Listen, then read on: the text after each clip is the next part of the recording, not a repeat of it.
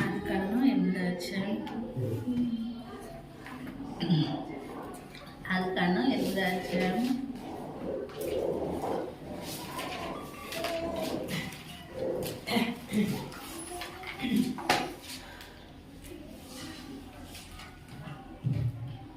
అందుకన్నా எழுதாச்சு. మొదటి వచ్చిన దేవుడు నోవాహును అతనితో కూడా ఓడలోనున్న సమస్త జంతువులను సమస్త పశువులను జ్ఞాపకం చేసుకున్నాను. దేవుడు భూమి మీద వాయు విసిరినట్లు చేయటం వలన నీళ్లు తగ్గిపోయాను. చాలు. ఇక్కడ చూస్తే దేవుడు నోవాహును అతనితో కూడా ఓడలోనున్న సమస్త జంతువులను సమస్త పశువులను జ్ఞాపకము చేసుకున్నాడు. ఎప్పుడు జ్ఞాపకం చేసుకున్నాడు? ఓడలో ఉన్నప్పుడే జ్ఞాపకం చేసుకున్నాడు. ఏ పరిస్థితుల్లో జ్ఞాపకం చేసుకున్నాడు? నోవాహుతో ఉన్న అతని భార్య బిడ్డలు ఎలాంటి పరిస్థితిలో ఉన్నారు? అప్పుడు ఎక్కడున్నారు? ఓడలో ఉన్నారు. ఓడలోకి ఎందుకు వెళ్ళారో చూస్తే చూడండి, 7వ అధ్యాయము 11వ వచనం. నోవాహు వయసు యొక్క 600 సంవత్సరము 2వ నెల 17వ దినమున మహాగాధ జలముల ఊటలన్నీ ఆ దినమందే వినబడెను. ఆకాశపు తూములు ఇప్పబడెను. చాలు. ఇక్కడ ఎలా ఉంది? నోవాహు వయసు ఇప్పుడు 600 సంవత్సరాల 2వ నెల 17వ దినం. 600 సంవత్సరాల 2వ నెల 17వ దినాన ఓడలోకి వెళ్తూ వచ్చాడు. అప్పుడు మహాకాల జలములు ఓటలన్నీ ఇప్పబడతా వచ్చాయి. ఆ ఆకాశపు తూములు ఇప్పబడతా ఉన్నాయి. 40 పగలు 40 రాత్రులు ప్రచండ వర్షం కురుస్తూ ఉంది. ఆ టైంలో దేవుడు అది ముందు ఏం చెప్తా వచ్చాడు? ఓడ చేసుకునండి, ముందు చూసినట్టయితే ఆ ఓడలోకి వెళ్ళండి అని చెప్తూ వచ్చాడు. అయితే వాళ్ళు ఓడలోకి వెళ్ళారు. ఓడ తలుపు ఎవరు వేస్తూ వచ్చారని చెప్పి చదువుకుంటామంటే ఓడ తలుపు దేవుడే బిగించెను అన్నది ముందు అధ్యాయంలో 6వ అధ్యాయంలో చూస్తే. అయితే ఓడ తలుపు దేవుడే బిగిస్తూ వచ్చాడు. ఇక్కడ ఈ నోవాహు ఓడలో ఉన్నప్పుడు బయట ఎలాంటి పరిస్థితి ఉంది? ఎలా ఉంది? ప్రచండమైన వర్షము, ఎంత అగాధ జలములన్నీ పొర్లి పారుతూ ఉన్నాయి. ఎలా ఉన్నాయి? అందరూ చనిపోతున్న పరిస్థితి. పక్షులు, జంతువులు, చెట్లు, ఇల్లు, ఎంత పెద్ద భవనాలైనా ఆ సమయంలో ఏమైపోతా ఉన్నాయి? మునిగిపోతున్న పరిస్థితి, నాశనం అవుతున్న పరిస్థితి, ఏమీ లేదు. అలాంటి పరిస్థితుల్లో వీళ్ళు ఎక్కడున్నారు? ఓడలో ఉన్నారు. ఈ ఓడలో ఉన్న వారు ఎలా ఎన్ని నెలలు ఉన్నారో చూడండి. 8వ అధ్యాయంలోనే 13వ వచనంలో మరియు 601వ సంవత్సరం మొదటి నెల తొలి దినమున నీళ్లు భూమి మీద నుండి ఇంకిపోయాను. నోవాహు ఓడ కప్పు తీసి చూచినప్పుడు నేల ఆరియుండెను. 2వ నెల 27వ దినమున భూమి ఎండి వెళ్ళాను. ఇక్కడ చూడండి 11వ వచనంలో 600 సంవత్సరం 2వ నెల, ఇక్కడ 601వ సంవత్సరం మొదటి నెల. అంటే ఏంటి? సంవత్సరం దినాలు ఓడలో ఉంటూ వచ్చారు. అప్పటికి ఎండిపోయింది. అంటే మనకు కూడా నూతన సంవత్సరం వచ్చినట్టు వాళ్ళకు కూడా నూతన సంవత్సరం వచ్చింది. ఏంటి? సంవత్సరం దినాలు ఓడలో ఉండి ప్రయాణం అంటే కష్టమైన పనే కదా. మనం 1 గంట లేకపోతే 2 గంటలు 3 గంటలు ప్రయాణం చేసామంటే ఇక్కడి నుంచి విజయవాడ లేకపోతే గుంటూరు లేకపోతే హైదరాబాద్ ప్రయాణం చేస్తే మనం ఏమైపోతా ఉంటున్నాం?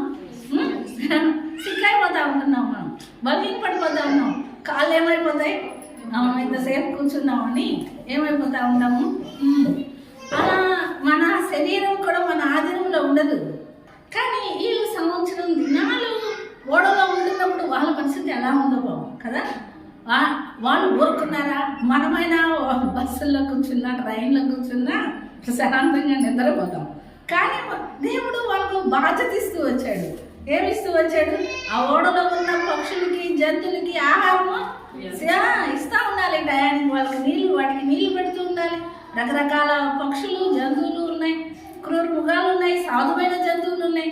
అన్నిటినీ సాధు చేసుకుంటూ వాటికి ఆహారం ఇస్తూ ఉండాలి. వాళ్ళకి ఆహారం సిద్ధపరచుకుంటూ ఉండాలి. ఆ ఇరుకు గదుల్లో ఆ పరిస్థితుల్లో వారు ఎంతగానో జీవనాన్ని సాగిస్తూ వచ్చారు సంవత్సరం దినాలు. ఆ సంవత్సరం దినాల తర్వాత దేవుడు జ్ఞాపకం చేసుకున్నాడంట. అవును కదా? అయితే ఆ దినాల దేవుడు జ్ఞాపకం చేసుకున్నప్పుడు వాళ్ళు చూడండి 18వ వచనంలో 8వ అధ్యాయం 18వ వచనంలో నోవాహును అతనితో కూడా అతని కుమారులను అతని భార్యలు అతని కోడళ్ళు బయటికి వచ్చింది. ఇంకా మిగతా ఉన్నవన్నీ బయటకు వచ్చాయి. అయితే వాళ్ళు బయటికి రాగానే వాళ్ళ పరిస్థితి ఎలా ఉంటుంది? ఓడ బస్సు దగ్గర మన పరిస్థితి ఎలా ఉంటుందో అవునా? వాళ్ళకి కూడా ఎలా ఉంటుంది ఇప్పుడు? ఎంత విశ్రాంతిగా ఉంటుందో. అమ్మాయ అప్పుడు ఎలా ఉంది? భూమి మీద చూస్తే ఏమైనా ఉందా? భూమి మీద ఏమైనా మిగిలిందా? వాళ్ళు చూసిన చెట్లు, వాళ్ళు కట్టుకున్న ఇండ్లు, అప్పటి వరకు వాళ్ళతో తిరిగిన మనుషులు, వాళ్ళు పండించుకున్న పంట ఏమైనా ఉందా? చుట్టూ ఏమీ లేదు. ఆ చుట్టూ ఏమీ లేని పరిస్థితుల్లో, అంతా నాశనమైన పరిస్థితుల్లో ఏమీ లేదు. ఇక వాళ్ళు పండించుకొని తినవలసిన పరిస్థితుల్లో దేవుడు వాళ్ళని ఏం చేసుకున్నాడు? ఎలా చూసుకున్నాడంట? 8వ అధ్యాయం 1వ వచనంలో జ్ఞాపకం చేసుకున్నాడు. గొడవలో ఉన్న వారిని జ్ఞాపకం అందరూ నశించిపోతా ఉన్నా, అందరూ మునిగిపోయినా, అంతా నాశనం అయిపోయినా దేవుడు మాత్రం వారిని జ్ఞాపకం చేసుకున్నాడు. వాళ్ళని నశించిపోకుండా, వారు వాళ్ళతో పాటు కొట్టుకొని పోకుండా, వారు వాళ్ళతో పాటు మునిగిపోకుండా, వారితో పాటు వారు మరణించకుండా దేవుడు జ్ఞాపకం చేసుకున్నాడు. వారిని జ్ఞాపకం చేసుకొని ఆ ఓడలో నుంచి భద్రత ఇస్తూ వచ్చాడు. భద్రత ఇచ్చిన దేవుడు ఆ ఓడలోనే వాళ్ళని అలానే ఉంచుతూ వచ్చాడా? వాళ్ళకి ఒక స్వాతంత్రం ఇస్తూ వచ్చాడు. ఏంటి? భూమి మీదకి తీసుకొస్తూ వచ్చాడు. మన యొక్క జీవిత యాత్రలో కూడా, మనం సాగిస్తున్న ఈ జీవిత యాత్రలో వాళ్ళకి ఎదురైన ఆ పరిస్థితుల్లో దేవుడు వారిని భద్రపరిచి కాపాడుతూ వారిని జ్ఞాపకం చేసుకున్నట్టు దేవుడు మనల్ని కూడా ప్రతి క్షణం జ్ఞాపకం చేసుకుంటాడు. అవును కదా? చూడండి, ఆదికాండంలోనే ఒక అధ్యాయం ఉంది చూడండి. 19వ అధ్యాయము, ఆదికాండం 19వ అధ్యాయం 29వ వచనంలో దేవుడు ఆ మైదానపు పట్టణం పాడు చేసినప్పుడు దేవుడు అబ్రహామును జ్ఞాపకం చేసుకొని లావత్తు కాపురం ఉన్న పట్టణంలో నాశనం చేసినప్పుడు ఆ నాశనం మధ్యన లోతు నశించకుండా అతన్ని తప్పించింది. ఎలాంటి పరిస్థితుల్లో ఇక్కడ అబ్రహాము జ్ఞాపకం చేసుకున్నాడు? సొదొమ గొమొర్రా ప్రాంతం అగ్ని గంధకాల చేత నాశనం అవ్వాల్సిన పరిస్థితుల్లో అబ్రహాం బ్రతిలాడుతున్నాడు లోతుని కాపాడమని. ఆ పరిస్థితుల్లో ఏం చేస్తా వచ్చాడు? అది సోయర్ ఆ ప్రాంతంలో ఎలా ఉందన్నా వారందరినీ ఏం చేస్తా వచ్చాడు చూడండి. ఈ యొక్క 19వ అధ్యాయంలోనే వారందరినీ ఏం చేస్తా వచ్చాడు దేవుడు? వారిని వెంట పెట్టుకొని తీసుకొచ్చాడు. చూడండి 16వ వచనంలో 19:16 అతను కడుపు చేశాను. అతని మీద యెహోవా కనికరపడటం వలన ఆ మనుషులు అతని చేతిని, అతని భార్య చేతిని, అతని ఇద్దరు కుమార్తెల చేతులను పట్టుకొని వెలుపలికి తీసుకొని వచ్చి ఆ ఊరి బయట ఉంచి. ఏ పరిస్థితుల్లో వాళ్ళని పట్టుకున్నాడు దేవుడు? అగ్ని చేత ఆ ప్రాంతాన్ని కాల్చివేయబడే పరిస్థితుల్లో లోతు భార్య వారి కుమార్తెలు ఆ అగ్ని చేత కాల్చబడటం ఇష్టం లేక వాళ్ళు కూడా తొందరపడి రాకుండా వాళ్ళు ఏం చేస్తున్నారన్న అక్కడే ఉండటం. అంటే అది నమ్మటంలా వాళ్ళు ఏది ఇది అగ్ని చేత కాల్చబడుతుందని ఆ నమ్మని పరిస్థితిలో అక్కడే వారు ఆనందంగా ఉందని వాళ్ళు బయటికి రావడానికి ఇష్టపడకుండా ఉన్నప్పుడు దేవుడు ఏం చేస్తా వచ్చాడంట? యోగాబా వారి చేతులు పట్టుకొని బయటికి లాక్కొచ్చాడు. అది అగ్ని గంధకం చేత కాల్చబడే సమయం ఆసన్నమయ్యేలోపు వారు ఎక్కడ కాల్చబడతారని గౌరవాన్ని బయటికి తీసుకొచ్చారు. మనం కూడా మన జీవిత యాత్రలో ఈ అగ్ని లాంటి పరిస్థితులు ఎదురవుతున్నప్పుడు, అగ్ని లాంటి యొక్క సమస్యలు ఎదురవుతున్నప్పుడు ఒకవేళ మనం అనుకోవచ్చు దేవుడు మనల్ని మర్చిపోయాడు, దేవుడు నన్ను విడిచిపెట్టాడు. దేవుడికి నేను గుర్తులేను అనుకుంటున్నాను, కానీ దేవుడు ఇక్కడ ఏం చేస్తా ఉన్నాడు? చెయ్యి పట్టి కూడా ఎక్కడ తీసుకొస్తాడు? చెయ్యి పట్టి పట్టుకొని లాగి మరి బయటికి తీసుకొస్తాడు. వదిలిపెడతాడు ఆ అగ్ని గంధకాలు, ఈ లోతును వదిలిపెట్టాడు. అలానే వాడు రానంటున్నాడు, వాడికి ఇష్టం లేదు. అందుకని చెప్పి వాళ్ళని అలానే ఉంచుదాం అనుకున్నాడా? నీకు ఇష్టం ఉన్నా లేకపోయినా దేవుడు నిన్ను పట్టుకున్నాడు. నువ్వంటే దేవుడికి ఇష్టము, నిన్ను రక్షించుకున్నాడు తన రక్తం ఇచ్చి. అందుకని దేవుడు నిన్ను కాపాడటానికి ఇష్టపడతా ఉన్నాడు. ఎలాంటి పరిస్థితులు ఉన్నా దేవుడు ఏం చేయాలనుకుంటున్నాడు? నిన్ను కాపాడాలనే అనుకుంటా ఉన్నాడు. అందుకని దేవుడు నిన్ను జ్ఞాపకం చేసుకుంటా ఉన్నాడు. అంటే ముసలితనంలో ఎవరిని జ్ఞాపకం చేసుకున్నాడు? శారాని జ్ఞాపకం చేసుకున్నట్లు. ఎక్కడ? మృతతుల్యమైన గర్భాన్ని జ్ఞాపకం చేసుకున్నట్లు. ఏ ఆదరణ లేని ఆ పరిస్థితుల్లో, నిందకు గురవుతున్న పరిస్థితుల్లో శారాన్ని జ్ఞాపకం చేసుకున్నట్లు. మళ్ళా రాహేలు, నాకు గర్భం లేదు, నేను గొర్రెలను బాధపడుతున్న ఆ సమయంలో రాహేలు జ్ఞాపకం చేసుకున్నట్టు. పెనిన్నా చేత బాధపడుతున్నప్పుడు, పెనిన్నా చేత విసిగించబడుతున్నప్పుడు అన్నాన్ని జ్ఞాపకం చేసుకున్న దేవుడు నన్ను కూడా తప్పనిసరిగా జ్ఞాపకం చేసుకుంటాడు. ఎలాంటి పరిస్థితుల్లో? కఠినమైన పరిస్థితుల్లో, దుఃఖిస్తున్న పరిస్థితుల్లో, వేదన చేస్తున్న పరిస్థితుల్లో, నిందించబడుతున్న పరిస్థితుల్లో దేవుడు విడిచిపెట్టేవాడు కాదు. విడిచిపెట్టాడా దేవుడు? అన్నాను విడిచిపెట్టాడా? అన్న ఆ వేదన పెళ్ళిన విసిగిస్తున్నప్పుడు విడిచిపెట్టలేదు. అవునా? సారాన్ని విడిచిపెట్టాడా? నాకు బిడ్డలు లేరని బాధపడుతున్న పరిస్థితుల్లో రాలని అనుకున్న సమయంలో ఇక కాన్పు సమయం కూడా ఉడిగిపోయింది. అవునా? అంటే ఋతుక్రమం కూడా ఆగిపోయింది అనుకున్న ఆ పరిస్థితుల్లో ఆమెను కూడా విడిచిపెట్టలేదు. మృతతుల్యం అయిపోయిందంట గర్భం కూడా, అయినా విడిచిపెట్టలేదు. మృతతుల్యమైన ఆ గర్భాన్ని విడిచిపెట్టని దేవుడు నిన్ను స్వరక్తించి కొన్నట్టు నిన్ను మాత్రం విడిచిపెట్టాడు. అందుకే దేవుడు ఏమంటున్నాడో చూడండి. ఆదికాండం నిర్గమకాండం 2వ అధ్యాయం 24వ వచనంలో మాట్లాడుతూ ఉంటున్నాడు. కాగా దేవుడు వారి మూలుగులను విని అబ్రహాము, ఇస్సాకు, యాకోబులతో తాను చేసిన నిబంధనలు జ్ఞాపకం. చాలా ఏం చేస్తారు? ఎవరు మూలుగలు వింటున్నాడు? ఇశ్రాయేలు మూలుగలు వింటా ఉన్నాడు. ఇశ్రాయేలు పెడుతున్న మొర వింటున్నాడు. ఆ మొర పెడుతున్న టైంలో ఎవరికి ఇచ్చిన వాగ్దానం గుర్తు చేసుకుంటున్నాడు? అబ్రహాముకి, ఇస్సాకుకి, యాకోబుకి ఇచ్చిన వాగ్దానాలను జ్ఞాపకం చేసుకుంటున్నాడు. దేవుడు నూతన సంవత్సరంలో మనకిచ్చిన వాగ్దానాలు, ఇప్పటి వరకు రక్షించబడిన దగ్గర నుండి మనం తీసుకుంటున్న వాగ్దానాలన్నీ ఒకవేళ మనం మర్చిపోయినా దేవుడు మర్చిపోడు. అవునా? ఇక్కడ ఎవరికి ఇచ్చిన వాగ్దానాలు జ్ఞాపకం చేసుకుంటున్నాడు? అబ్రహాము, ఇస్సాకు, యాకోబుకి ఇచ్చిన వాగ్దానాలు జ్ఞాపకం చేసుకుంటున్నాడు.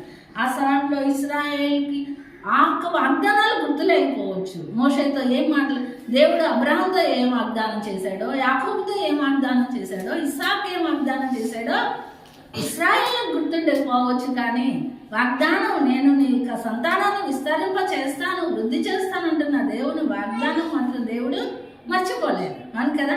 అలానే రక్షించబడిన దగ్గర నుండి మనం ఇప్పటి వరకు తీసుకుంటున్న వాగ్దానాలన్నీ మనం మర్చిపోవచ్చేమో, కానీ దేవుడు మాత్రం నీ పక్షాన నీ కొరకు దాచి ఉంచిన గొప్ప మేలులన్నీ వాగ్దాన రూపైన ఒక్కొక్క సంవత్సరం దేవుడు నీకు ఇస్తూ వస్తున్నప్పుడు ఆ వాగ్దానాలన్నీ దేవుడు మాత్రం మర్చిపోలేదు.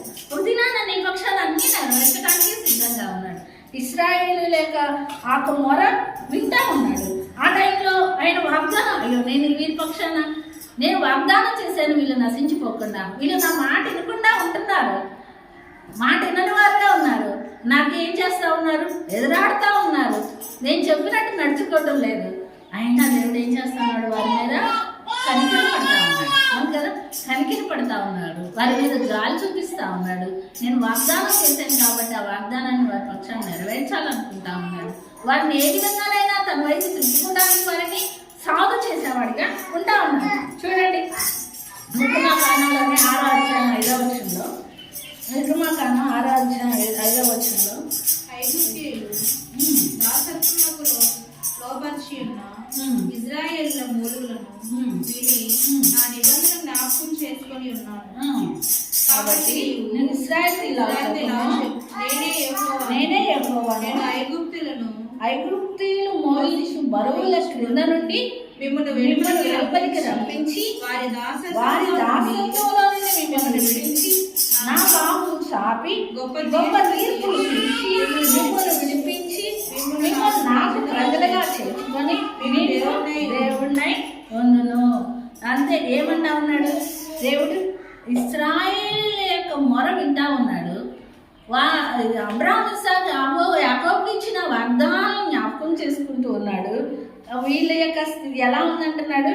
వారందరినీ బరువులనండి, ఐగుప్తీయులు వాళ్ళని ఎలా బానిసత్వం కింద బరువుల కింద ఉంచుతున్నారు, ఆ బరువుల క్రింద నుండి మిమ్మల్ని రప్పిస్తాను, వారి దాసత్వంలో నుంచి విడిపిస్తాను, నా బాబు చాపి నేనేం చేస్తాను, మిమ్మల్ని విడిపిస్తాను. బాబు ఆయన చేతులు చాపి లోతు భార్యని వారిద్దరు కుమార్తెలను పట్టుకొని ఎలా చేతులతో పట్టుకొని ఎలా తీసుకొచ్చాడో ఆ సొదొమ గొమొర్రాల నుంచి ఇక్కడ కూడా ఏం చేస్తా ఉన్నాడు? నీకున్న సమస్యలో నుంచి, నీకున్న ఇబ్బందుల్లో నుంచి, నీకున్న ఆ ఆర్థిక ఇబ్బందుల్లో నుంచి, అనారోగ్య పరిస్థితుల్లో నుంచి నిన్ను కూడా ఎలా తీసుకొస్తాడు? ఆయన బాబు చాపి చేతులు చాపి పోయిన వారం చెప్పుకున్నాం. ఆయన రక్షించలేకుండాట్లు యోహోవాస్తుని కుచ్చు కాలేదంటున్నట్టు ఆయన ఏమంటున్నాడు? నా చేతులు ఏమంటా అన్నాడు? కురచ ఆయన అంటున్నాడు. నా చేతులు ఇంకా శక్తి లేనివి కాదు కదా, కురచ కాకుండా లేవు కదా, అందుకని ఇప్పుడు ఏమంటా ఉన్నాడు? నా బాబు చాపి నేను విడిపిస్తానంటా ఉన్నాడు. అంటే దేవుని యొక్క ఉద్దేశం ఏంటి? తను నమ్మిన బిడ్డల్ని విడిపించాలనే కానీ ఇబ్బందులు పాలు చేయాలని కాదుగా. తను ఏర్పాటు చేసుకున్న బిడ్డలని విడిపించాలని, వారిని ఆస్వాదించాలని, వారిని ఫలింపులోకి తీసుకురావాలని దేవుడి యొక్క ఉద్దేశం. అయితే దేవుడు అలాంటి ఉద్దేశం కలిగి దేవుడు మనల్ని ఏర్పాటు చేసుకుంటా ఉంటే మనం ఏం చేస్తూ ఉంటున్నాం? దేవుని వాగ్దానాలను మర్చిపోతా ఉన్నాం, దేవుడు చేసిన మేలులను మర్చిపోతా ఉన్నాం. మనకి ఇష్టం వచ్చినట్టే మనం నడుచుకోవడానికి ముందుకెళ్తాము. మనకి ఇష్టం వచ్చినట్టు నడుచుకుంటున్నప్పుడు కొంత ఎదురవుతున్న చిన్న చిన్న ఈ సోదరులు, ఇబ్బందులు, ఇరుకులు వీటిని తట్టుకోలేక దేవుడు మనల్ని మర్చిపోయాడు అని అనుకుంటా ఉంటున్నాం. కానీ దేవుడు మర్చిపోయే దేవుడు కాదు. ఆయన కనికరం చూపించే దేవుడు, ఆయన జాలి చూపించే దేవుడు, ఆయన క్షమించే దేవుడు. ఇశ్రాయేలుని క్షమించినట్టు లోతు కుటుంబాన్ని క్షమించినట్టు మనల్ని కూడా ఏం చేస్తా ఉన్నాడు? క్షమిస్తున్నాడు, కనికరం చూపిస్తా ఉన్నాడు. అంతేకాదు ఏం చేస్తా ఉంటున్నాడు చూడండి. కీర్తనలు 106వ అధ్యాయం 45వ వచనంలో వాక్యం ఉంది. కీర్తనలు 106వ అధ్యాయం 45వ వచనం. వారిని తలంచుకొని ఆయన తన నిబంధనను జ్ఞాపకం చేసుకొని తన కృపా బాహుళ్యమును బట్టి వారిని కరుణించెను. తన కృపా బాహుళ్యమును బట్టి వారిని కరుణించెను. అంతే దేవుని యొక్క కనికరం ఎలా ఉంది? ఆయన కనికరము 145లో ఆయన కృపా బాహుళ్యం అలా ఉంది. అంతేకాదు ఎలా చూస్తూ ఉన్నాడంటే వారిని తలంచుకొని ఆయన నిబంధనను వారిని ఎప్పుడూ తలుచుకుంటానే ఉన్నాడు, వారిని మర్చిపోడు. నిన్ను రక్షించుకున్న దేవుడు మర్చిపోయే దేవుడు కాదు. అందరూ మరచిన, తల్లైనా మరచిన కానీ నేను నిన్ను మరవనంటున్న దేవుడు మనల్ని మర్చిపోకుండా తలంచుకొని ఏం చేస్తా ఉన్నాడు? మనకిచ్చిన వాగ్దానాల్ని జ్ఞాపకం చేసుకుంటా ఉంటాడు. ఒకవేళ మన జీవిత యాత్రలో ఆయన మర్చిపోయాడు అనుకుంటున్నామేమో, నేను ఆయన గుర్తులేదు అనుకుంటున్నామేమో, నా ప్రార్థన దేవుడు వింటలేదు అనుకుంటామేమో, కానీ నీ కన్నీటి బొట్టు ప్రతిదీ ఆయన కవిల్లో ఏం చేయబడతా ఉన్నాయి? దాచబడి ఉన్నాయి. ఆయన దాచిపెట్టుకుంటున్నాడు. ఆయన నీ కన్నీటిని దాచిపెట్టుకుంటున్నాడు. మనమైతే దాచిపెట్టుకోవటం ఆయన కన్నీటిని.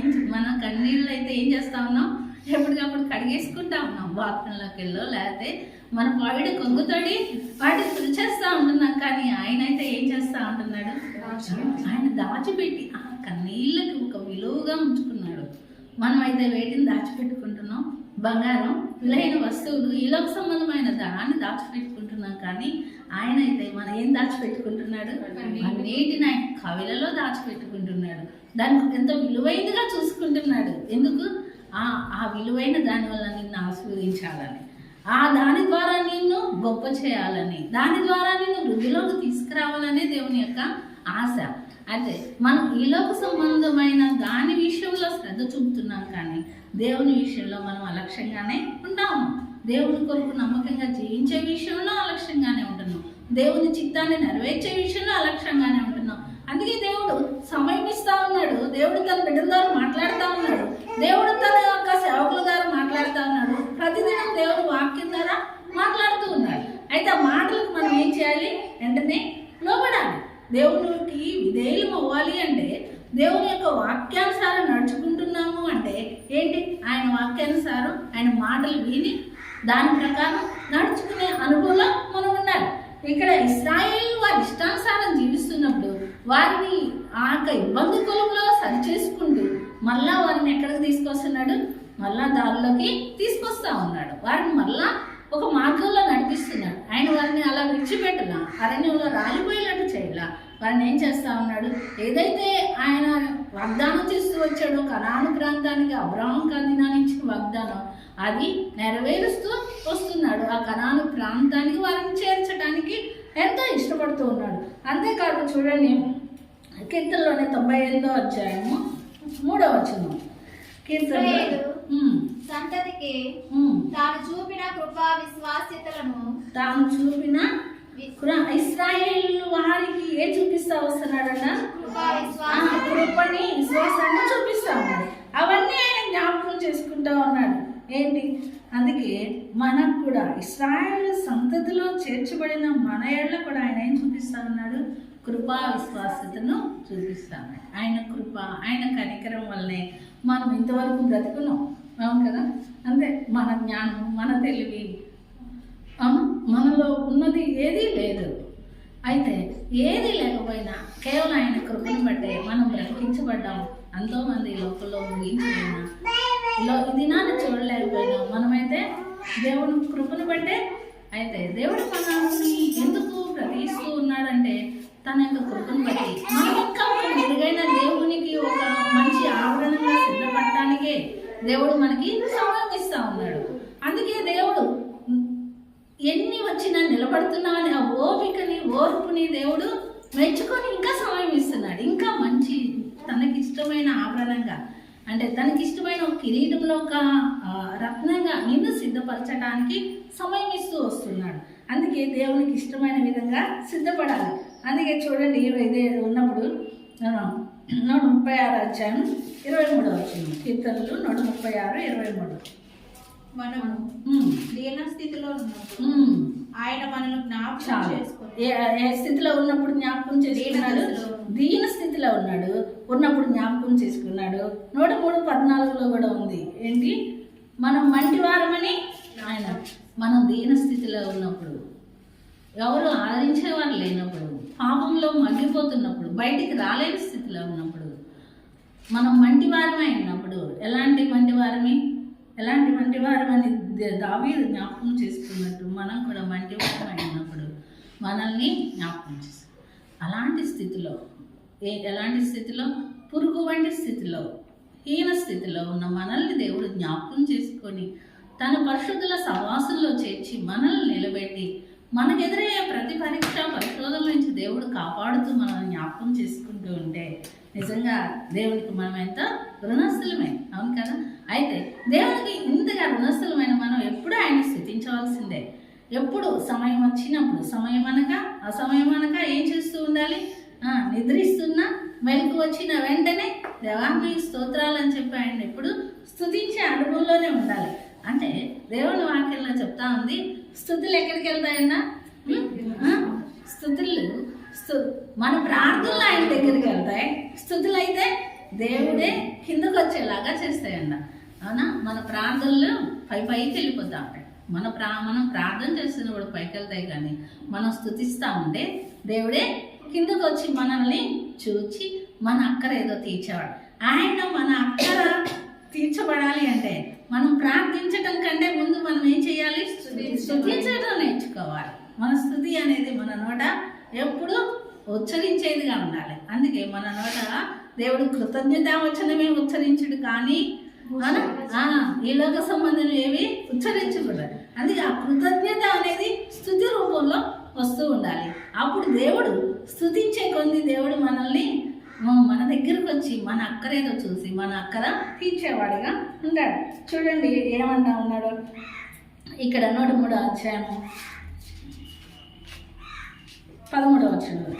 తండ్రి తండ్రి తన తన కుమారుడైన కుమారుడైన జాలిపడినట్లు యెహోవా యెహోవా తన యందు భయభక్తులు తన కలవారైన యందు భయభక్తులు కలవారి ఎల్లా జాలిపడును.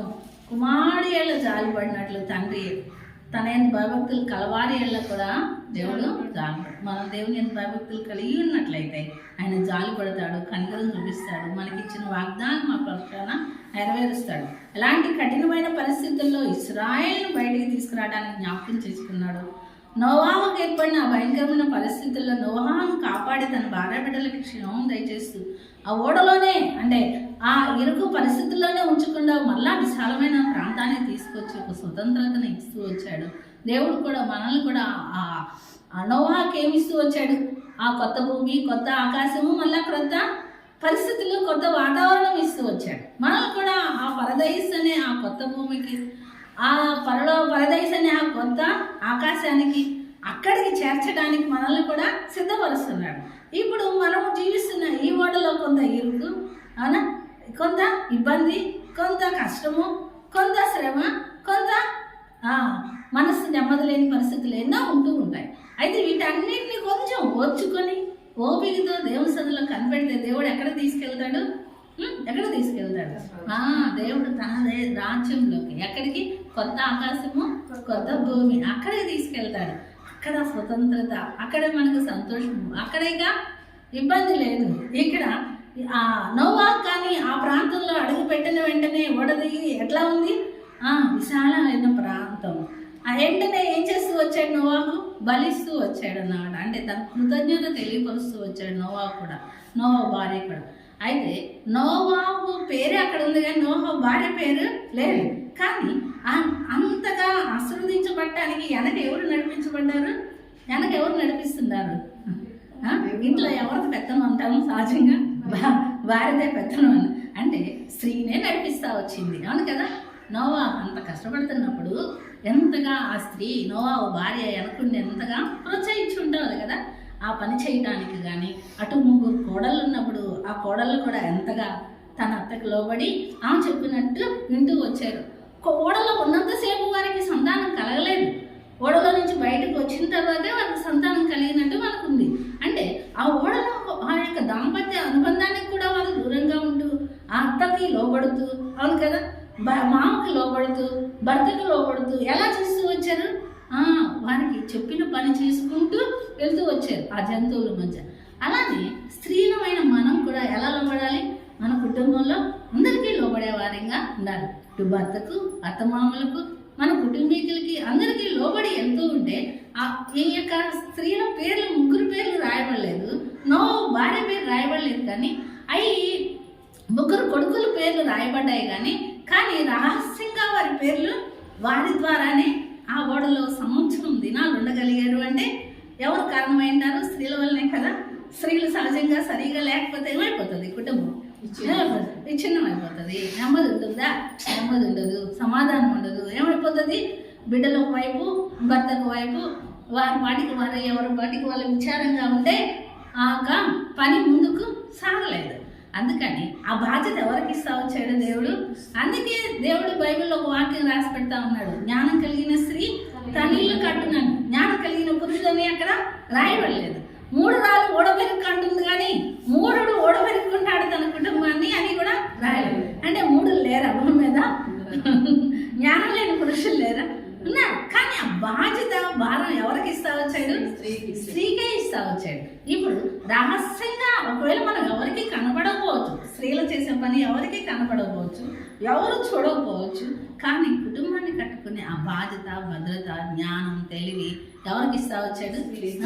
మనం ఒక ఇంటిలో ఉన్నప్పుడు దేవుడు మనకి ఇచ్చిన ఆ కుటుంబాన్ని కట్టుకోవడానికి మన ప్రయాస ఎంతైనా అవసరమే. నోవాహు భార్య, వారి కోడళ్ళు, వాళ్ళ యొక్క ప్రయాస లేకుండా వారి సంవత్సరం దినాలు వారు ఉండగలరా ఓడలో? అమ్మ, మీరు పెట్టే వ్యాధులు తట్టుకోలేక మేము నదిలోని ఆ నీళ్ళలోనే దూకుతామని దూకుండేవాళ్ళు కదా. దూకుంటారా? ఆ మాటలకి, వాళ్ళ చేష్టలకి, వాళ్ళ ప్రవర్తనకి, ఆ కోడళ్ళు చేస్తున్న ఆ ప్రవర్తనకి ఎలా ఉంటుంది? బద్దలాటైనా ఓడ తలుపు గుద్దుకొనైనా బయటకు వచ్చేవాళ్ళేమో, ఆడే పట్టి వస్తూ ఉంటుంది. అంటే వాళ్ళు ఎంతగా ఓపిక పట్టి వాళ్ళకి ఎంతగా సహకరించి ఉండుండాలి. అయితే దేవుడు ఇచ్చిన ఆది కుటుంబాన్ని దేవుడు అంతగా ఆశీర్వదించాడు అంటే ఆ కుటుంబం అంతా దేవునికి విధేయులై వచ్చారు. అవును కదా.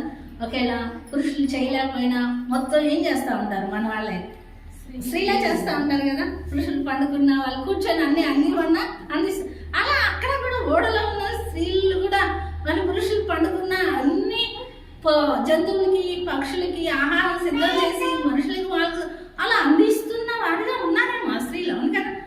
అప్పుడు ఇప్పుడు ఒకటే కదా, ఆ స్త్రీలు కూడా అంతగా ఉన్నారు. మనకన్నా ఇప్పుడు అన్ని సౌకర్యాలు ఉన్నాయి.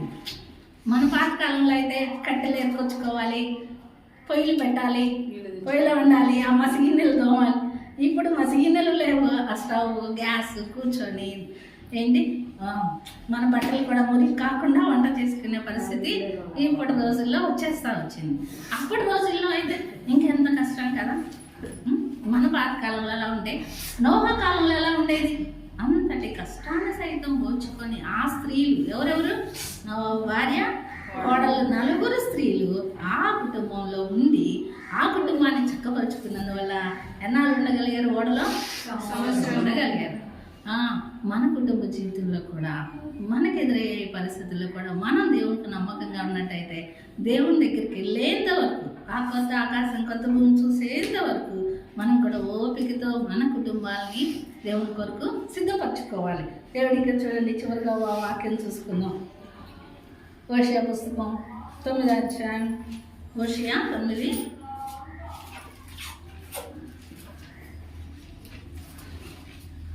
10:12. ద్రాక్ష పండ్లు దొరికినట్టు ఇశ్రాయేలు వారు నాకు దొరికిరి. చిగురు పెట్టు కాలమందు అంజూరపు చెట్టు మీద తొలి ఫలము దొరికినట్లు మీ పితరులు నాకు దొరికిరి. ఎలా ఉన్నారంట చూడండి, వీళ్ళు ఎలా ఉన్నారంట, అరణ్యంలో ద్రాక్ష పండ్లు దొరికినట్టు ఇశ్రాయేలు వాళ్ళు నాకు దొరికారు, నేను అందుకు వాళ్ళని ఏర్పాటు చేసుకున్నాను. అందుకని 9వ వచనంలో అంటా ఉన్నాడు, వారు గిబియాలో చెడు కార్యంలో జరిగినాడు, జనులు దుర్మార్గులైనట్టు వారు బహు దుర్మార్గులైన యెహోవా వారి దోషమును జ్ఞాపకం చేసుకున్నాడు, వారి పాపములకు ఆయన వారిని శిక్షిస్తున్నాడు. ఆయన కానీ మనల్ని మన బలహీనతలను జ్ఞాపకం చేసుకుంటే, ఆయన ఇచ్చిన వాగ్దానాలను జ్ఞాపకం చేసుకోకుండా, మన అవిధేయతను జ్ఞాపకం చేసుకుంటే, మన సోమర్తనాన్ని జ్ఞాపకం చేసుకుంటే, రక్షించబడిన నాటి నుండి ఇప్పటి వరకు మన జీవితంలో పడిపోయిన పరిస్థితులను జ్ఞాపకం చేసుకుంటే నిలవగలము ఆయన సన్నిధిలో. ఆయన దుఃఖపెట్టిన దినాలు మన జీవితంలో ఎన్ని లేవు. రక్షించబడిన నాటి నుండి ఇప్పటి వరకు ఎన్నిసార్లు ఆయన సన్నిధి నుంచి దారి తొలగిపోలేదు. వస్తున్నామని చెప్పుకుంటూ కూడా ఎన్నిసార్లు ఆయన దుఃఖపెట్టలేదు. అవును కదా. అవి ఆయన జ్ఞాపకం చేసుకుంటే దేవుని సన్నిధిలో నిలవబడగలమా? దేవుని సన్నిధిలో క్షణమైనా నిలవబడగలం. ఆయన ఏం చేస్తూ ఉంటున్నాడు, శిక్షకు అప్పగిస్తాను అంటున్నాడు. అలాంటి శిక్ష పరిస్థితి కలగకుండా దేవుడు ఎప్పటికప్పుడు మనతో మాట్లాడుతూ సరిచేయాలని ఏమంటా ఉన్నాడు, ఎలా దొరికామంటున్నాడు. ఆయనకు ఆశ, అరణ్యంలో ద్రాక్ష పండ్లు దొరికినట్టు ఇశ్రాయేలు నాకు దొరికారు. మనల్ని ఎలా ఏరుకున్నాడు, అరణ్యంలో ద్రాక్ష పండ్లు ఏరుకున్నట్టు మనల్ని ఏరుకొని ఒక చోట సమకూర్చుకున్నాడు. మనం కూడా పరిగెరుకున్నామంటారు చూడండి. పంట పొలాలు వేసినప్పుడు పరిగెత్తుకున్నాడా, అంత పొలంలో పరిగా కొంతైనా దొరుకుతుందని ఆశ కొద్దీ ఏం చేస్తూ ఉంటారు, పొలం అంతా తిరుగుతారు కదా. పొలం అంతా తిరిగి ఇంత కొంత పెరిగి దొరికినప్పుడు ఎంత సంతోషం ఏరుకున్న వాళ్ళకి కదా. అలానే ఈ లోకమైన అరణ్యంలో ద్రాక్ష పండ్లు దొరికినట్టు మనం దొరికామంటే ఆయన ఎంతగా ఎతికింటాడో కదా. ఏం చూసి ఎతికాడు, ఏముంది మన దగ్గర, ఏమైనా ఉందా, చెప్పుకోదగిన మంచితనం ఏదైనా ఉందా? ఎప్పుడు మొండలో ఏం చేస్తామో ఎదురు తిరిగే వాళ్ళం, ఏమాత్రం లోపడిన వాళ్ళం. మంచి అనేది చెప్పుకోదగేది నా మట్టుకు నేనైతే చెప్పుకోవాలి, నా దగ్గర అయితే ఏమీ లేదు. అయినా దేవుడు ఏం చేస్తా వచ్చాడు, అరణ్యంలో ద్రాక్ష పండ్లు ఎదిగినట్టు ఎదిగాడంట. అవును కదా. అలాంటి ఎదిగి ఏం చేస్తా వచ్చాడు, అంజూరపు చెట్టు మీద తొలి ఫలం దొరికినట్టు ఎతికి మనల్ని ఏర్పాటు చేసుకొని ఓ సహవాసంలో చేరుస్తూ వచ్చాడు. అయితే దేవుడు మనల్ని జ్ఞాపకం చేసుకుంటే, దేవుని ఆశీర్వాదం వాగ్దానాన్ని జ్ఞాపకం చేసుకుంటే, మన బలహీనతలు జ్ఞాపకం చేసుకుంటే నిలబడలేము. అందుకే దేవునికి శిక్షకు గురవుతాం. అందుకే మన బలహీనతలకు తావివ్వకుండా దేవుని కొరకు నమ్మకంగా జీవించే అనుభవంలో ఉన్నాం. చివరిగా ఒక వాక్యం చూసుకొని ముగించుకుందాం. 2 ఆదికాండం 9వ అధ్యాయం 15వ వచనంలో అప్పుడు నాకును మీకును సమస్త జీవరాశులను మధ్యనున్న నా నిబంధన జ్ఞాపకం చేసుకుందును కనుక సమస్త శరీరం నాశనం చేయుటకు అలాగు ప్రవాహంగా నీళ్లు రావు. ఆయన నిబంధన జ్ఞాపకం చేసుకుని ఎప్పుడు మీ మీదకి నష్టము రానివ్వను అంటా ఉన్నాడు. ఆ దినాన నోవా కుటుంబానికి ఇచ్చిన వాగ్దానమే ఈ దినాన మనతో కూడా మాట్లాడుతున్నాడు. మన జీవిత యాత్రలోకి వెళ్ళి ఇప్పటి వరకు అనేక ఏదైనా ఇక నుంచి నేను నాకు రానియకుండా నేను మిమ్మల్ని కాపాడుతాను అంటే ఇవన్నీ రాకుండా మీరు కూడా ఎలా ఉండాలి, మీ బలహీనతల నుంచి జ్ఞాపకం చేసుకొని వాటిలో నుండి బయటికి రావాలి, మా దేవునికి ఇష్టలుగా ఉండాలని కూడా దేవుడు చెప్తా ఉన్నాడు. ఈ లోక సంబంధమైన ఏంటి జీవరాశులన్నిటినీ జ్ఞాపకం చేసుకున్న దేవుడు మానవులమైన మనల్ని జ్ఞాపకం చేస్తాడు. మానవులు అంటే ఆయనకి ఎంతో ఇష్టం. ఎందుకు? తన పోలికగా చేసుకున్నాడు. ఆయనకి ఇష్టం కాబట్టే మానవులైన వారి కోసం ప్రాణం పెట్టాడు. ఏ జీవరాశులకైనా పెట్టాడా?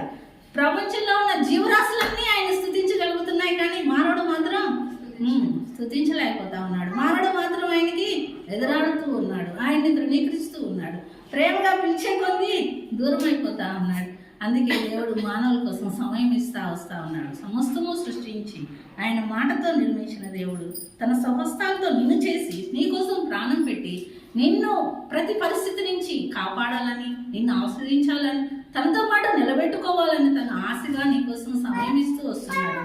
అందుకే దేవుని కొరకు దేవుడు నిన్ను ఏరుకొని అరణ్యంలో ద్రాక్ష పండ్లలాగా ఏరుకొని సహవాసంలో చేరుస్తున్నాడు. అయితే ఈ చివరి దినాల్లో ఈ నూతన సంవత్సరం అడుగు పెట్టిన తర్వాత నూతన అనుభవంలో ఒక నూతన తీర్మానంలో ఇక నేను దేవుని కొరకే జీవిస్తాను. నోవహు భార్య కోడలు ఎలా జీవిస్తూ వచ్చారో అలా మన ఆత్మీయ జీవితంలో కూడా ముందుకు సాగాలని ప్రార్థన చేసుకున్నాం.